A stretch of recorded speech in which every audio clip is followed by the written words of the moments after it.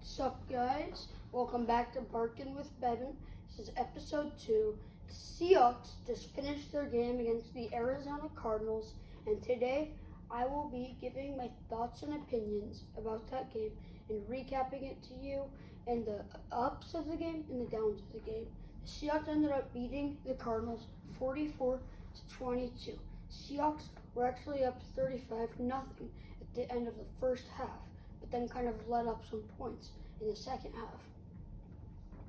So Sam Darnold, he went 10 for 12 with 178 passing yards, 1 touchdown and 1 interception.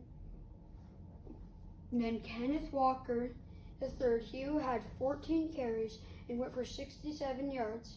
And Zach Charbonnet, the other back, had 14 carries for 83 yards and a touchdown. George Alani, the other back, had 7 carries for 31 yards and a touchdown.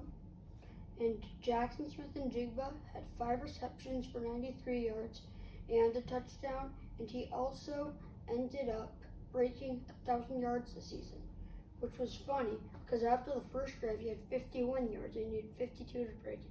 So he was sitting at 999 yards for a little bit. Moving on to the defensive side of the ball, Nick Emenwari had 9 tackles, half a sack, 4 passes defended, and a QB hit.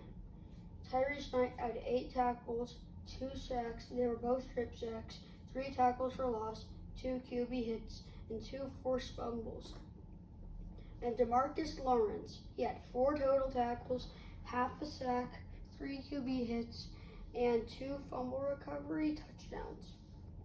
Lawrence actually set a record for 2 fumble recovery touchdowns in a game. And funny enough, the forced fumble was from Tyrese Knight both times. Moving on to my game notes section, Mafe and Leonard Williams each had a sack. Emenwari and DeMarcus Lawrence each had a half a sack. Tyrese Knight each had 2 sacks, and DeMarcus Lawrence had 2 fumble recovery touchdowns. Tariq Woolen has best game of the season yet with 2 passes defended, and Pritchett played well in his minimal opportunities, and he had 2 passes defended. Ty Okada and Drake Thomas were both very key role players. Okada had 7 total tackles and a pass defended. Thomas had 6 total tackles and 2 tackles for loss. Sindel went down with a knee injury in the second quarter and didn't return. And then Olu Oluwatimi came in. And then Nick Emenwari got taken out late in the game, but then returned. He got taken out with a wrist injury, but came right back in. So now, Jackson Smith-Njigba early in the game got checked for a concussion, but appeared to be fine. For the goods of the game, our linebackers really showed up when we needed them. They totaled for 30 tackles, and 2 forced fumbles and 2 touchdowns.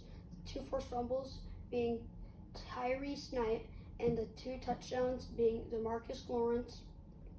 Our cornerbacks gave us help when we needed it. They totaled for 4 passes defended combined. Our special teams didn't let up any big returns. The largest return they gave up was 27 yards. Our safeties also showed up. Ty Okada and Emenwari combined for 16 tackles, half a sack, and 5 passes defended. And Sam Darnold only took 1 sack, which is good. Moving on to the bad, turnovers. We had 3 turnovers, 190, and 2 fumbles, and 2 of our fumbles were at our own goal line, which sucks. We need to get better at the turnover part. Sam Darnold has proved that he's been good with not throwing interceptions this season, but we did have 2 fumbles this year. It was kind of unlucky, but oh well. Second half points. It wasn't as bad as I initially thought, but we got outscored 14-6 in the second half. And lack of adjustment for Trey McBride. We were really letting Trey McBride just zip past us and keep catching passes for lots of yards. we let him get 9 receptions, 127 yards, and a touchdown on us. And then last bad thing is Oluwalowatimi. He caused a fumble on his first snap when he came in after Sundell got hurt. I feel really good about the Seahawks game. I think we need to get better at second half football, but oh well, we won the game. That's what matters. It was 44 points too. It's not that bad. Give the game grade an A. Wish I'd give it an A+, but we just didn't play well enough in the second half to give it an A+. So, Seahawks did end up winning 44-22. But our players, mostly our defense did the heavy work because our players didn't do too well by the stat numbers. Sam Darnold threw 1 touchdown, 1 interception, and he went 10 for 12 with 178 pass yards.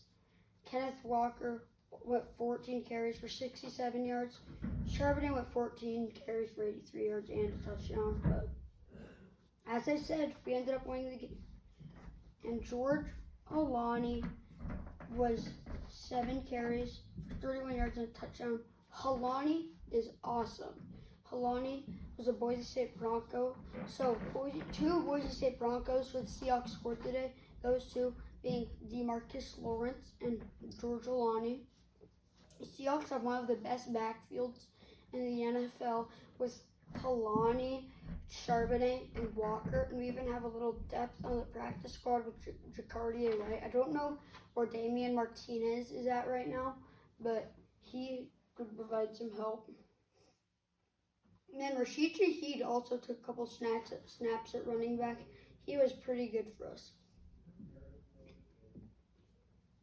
And also, Seahawks played really well, and I think that they will maintain their number 1 spot on the NFL Power Rankings this week. Well, NFL.com Power Rankings, because we were number 1 on theirs last week. Seahawks, man, oh man, are they a fun team to watch this year. We're so good. I think we're Super Bowl contenders, man. I really do. Just seeing all these small players from small schools step up, kind of insane. Ken Walker from Michigan State, George Alani from Boise State, and then Tyrese Knight from UTEP, University of Texas El Paso, and Marcus Lawrence from Boise State, and then Boye Mafe from Minnesota, but although that's not that much of a small school, Jalen Sindell from North Dakota State, and Gray Zabel from North Dakota State, Ty O'Connor from Montana State. Just, oh my gosh. Tariq Woolen from University of Texas San Antonio. I guess that just proves that no matter what school you're at, you can make it to the NFL. Because my gosh, Seahawks players have been playing awesome for the Seahawks from small schools. Also, another player I want to point out was Nick Callerup, because he got targeted like 2 to 3 times today, and I did not know he even got elevated today. So Nick Callerup, keep an eye on him if any of our tight ends go down, because he does not usually get targeted. He's more of a blocking tight end. He did pretty well. Thank you guys for watching the podcast of Barkin' with Bevan. See you next time. That was episode 1 to recap it with you. Peace.